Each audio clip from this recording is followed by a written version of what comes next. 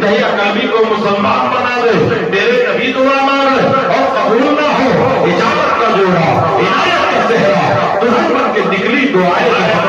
ताजुब तो ये है कि दोज़ख की आतिश लगाया है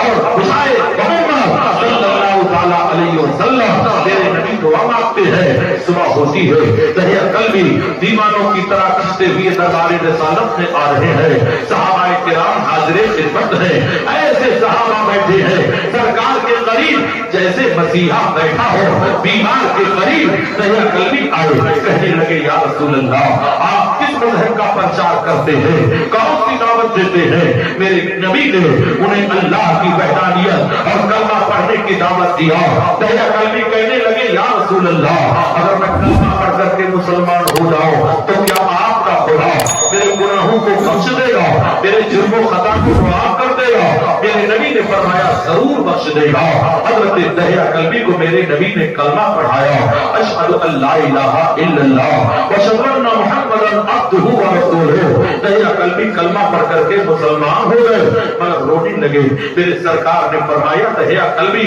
रोने की वजह क्या है। कहा या रसूल अल्लाह मेरे दो गुनाह बहुत बड़े बड़े हैं, अगर ये मेरे दो गुनाह बड़े बड़े हैं, अगर हुक्म हो तो अपना जुर्म खता बयान कर दो। मेरे नबी मालिके इल्मे गैब के मालिक है, अल्लाह ने उन्हें बनाया है, मेरे नबी को मालूम सब है, मगर तालीम उम्मत के लिए फरमाते हैं दहिया कलमी कहो क्या कहना चाहते हो, बयान करो क्या बयान करना चाहते हो। हजरत दहिया कलमी कहते हैं या रसूल अल्लाह मैं अपने कबीले का सरदार हूँ और मैंने अपने कबीले में एक कानून बनाया है, एक बिल पास किया गया था उस जमाने में। दहिया कलमी कहते हैं मैंने ही अपने कबीले में कानून बनाया है, 150 घर मेरे मातहती में जिंदगी गुजारते हैं और कानून मैंने ये बनाया है कि अगर किसी औरत के यहाँ लड़का पैदा हो तो उसे जिंदा कब्र में दफन कर दिया जाए या गला दबोच करके उसे कत्ल कर दिया जाए। अगर लड़का पैदा हो तो बाप की अमानत समझ करके उसे पाल लिया जाए। या रसूल अल्लाह इस कानून को मैंने ही बनाया है और मैंने इन्हीं हाथों से 70 बच्चियों का कत्ल भी करवाया है। या रसूल अल्लाह मैंने 70 बच्चियों का कत्ल करवा दिया है। मेरे नबी जब इतना सुनते हैं तो आंखें नमनाक हो जाती है, पलकें भीग जाती है। मेरे नबी फरमाते हैं दहिया कलमी आगे बढ़ो। कहते हैं या रसूल अल्लाह हमने 70 बच्चियों का कत्ल करवाया है, क्या मेरा जुर्म माफ होगा। हजरत जिब्रील उतर पड़े, खुशखबरी दिया या अल्लाह खुदा आपको सलाम कहता है और खुशखबरी देता है कि अल्लाह ने दहिया कलमी के गुनाहों को माफ करने का वादा फरमा लिया। सहाबा के अंदर एक मोहब्बत की कैफियत पैदा हो जाती है। हजरत दहिया कलमी फिर रो पड़े, सिसक कर रो पड़े। मेरे नबी ने कहा आप क्यों रोते हो। या रसूल अल्लाह एक गुनाह और है जो मेरा पर्सनल गुनाह है, मेरा जाती गुनाह है। या रसूल अल्लाह क्या ये भी मेरा बख्शा जाएगा। मेरे नबी ने फरमाया कहो वो गुनाह क्या है। कहा या रसूल अल्लाह ऐ मेरे आका मैं एक बहुत बड़ा ताजिर भी हूँ, माल तिजारत मेरे घर में इकट्ठा था, अगर मंडी में ले जाकर के सौदा ना बेचता तो भारी नुकसान हो जाता,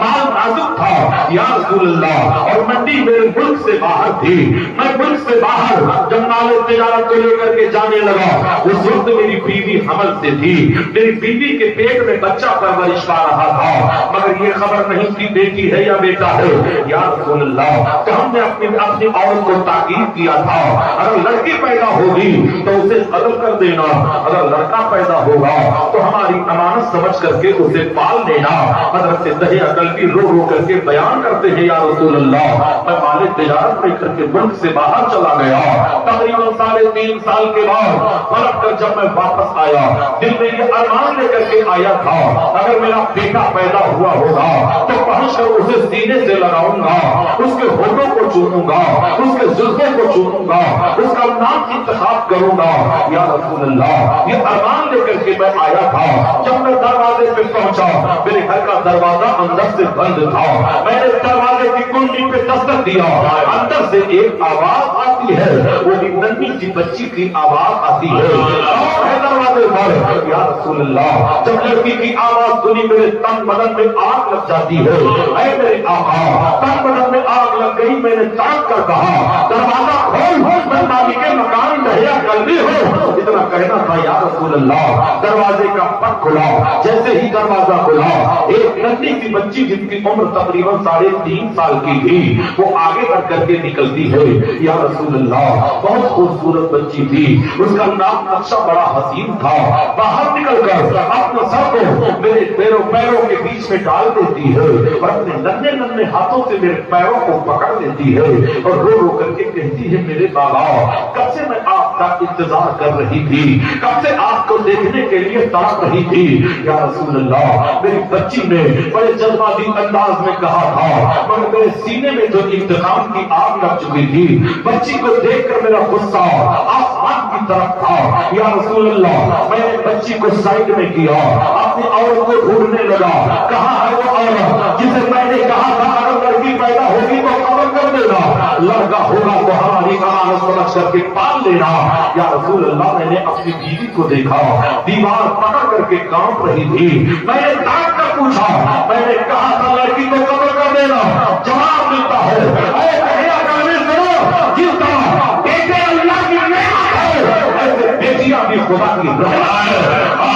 سمجھ کر کے پال لیا ہے یا رسول اللہ اس کے جواب سے میں تھوڑی دیر کے لیے حیران ہو گیا مگر یا رسول اللہ کچھ نہ بولا میں انتقام کی آگ سینے میں رکھ کر کے رہا تقریباً 15 دن گزر جانے کے بعد ایک دن میں نے اپنی بیوی سے کہا دھوکے میں مبتلا کر دیا اپنی بیوی سے کہا میری بچی کو غسل کرواؤ اچھے کپڑے پہناؤ اسے میں ذرا بازار لے کر کے جانا چاہتا ہوں یا رسول اللہ میری بیوی کی روح جھک جاتی ہے کہ میرے شوہر نے میری بچی کو تسلیم کر لیا بچی کو ایکسپٹ کر لیا جھوم جاتی ہے میری عورت آگے بڑھی بچی کو غسل کرواتی ہے ایک بڑا حسین کپڑا پہناتی ہے وہ مفسرین فرماتے ہیں ایک ننھا سا دوپٹہ بچی کے گردن میں ڈال دیتی ہے تو بچی ایسی لگ رہی تھی جیسے چودھری کے چاند کا ٹکڑا زمین پر آ گیا ہو دیا قلبی کہتے ہیں یا رسول اللہ ہم نے اپنے بچی کو ایک کندھے پر لیا ایک سائڈ میں بچی کو لیا اور قدم جب بڑھایا تو اس کمرے کی طرف قدم بڑھایا جہاں قبر کھودنے کا پھاوڑا رکھا ہوا تھا قبر کھودنے کی کدال رکھی ہوئی تھی یا رسول اللہ میرے قدم کمرے کی طرف بڑھے تو میری